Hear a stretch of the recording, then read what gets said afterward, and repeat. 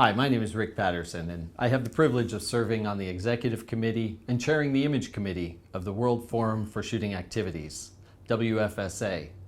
WFSA is dedicated to promoting the shooting sports by providing a forum for the exchange of information and ideas between national associations. I'm here today with Mr. Ted Rowe, one of the founders of the World Forum.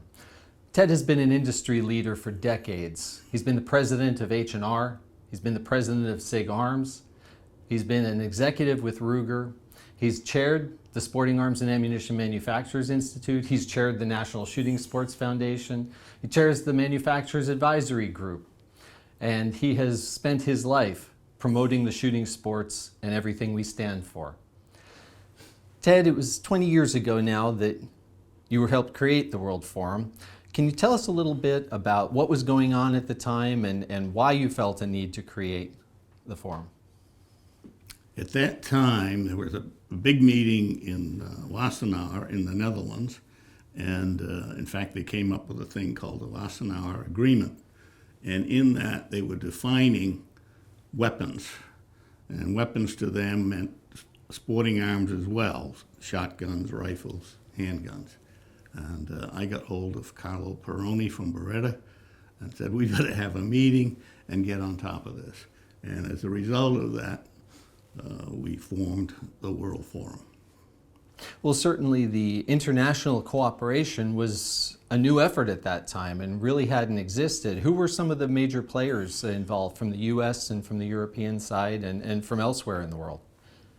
From the U.S. side, a big advocate and supporter was the NRA. At that time, the executive director was Tanya Metaxa. And throughout Europe, we had Dynamic Nobel. We had from Beretta from Italy. Beretta was a great supporter and put together most of the Europeans so that we had really a great base from the United States and from Europe. And it's been 20 years. You've been incredibly active in a leadership role with the World Forum throughout that time period. How have you seen it grow, change, and what do you see going into the future?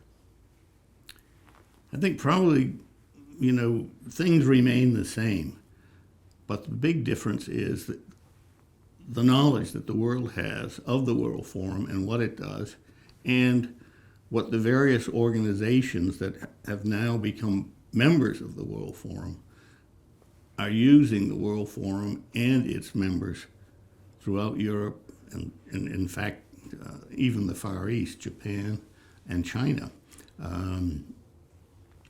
to promulgate many of the new regs and programs that we have today.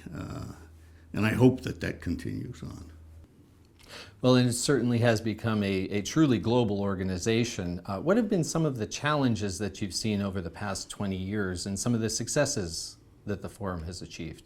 I think probably the biggest single thing was the lack of communication of what the sporting industry and sporting arms community is all about. And that, I think, was the biggest challenge we had and still have to explain to people the good side of shooting. They hear about the bad side all the time, and there is much more to the good side of shooting and shooting sports.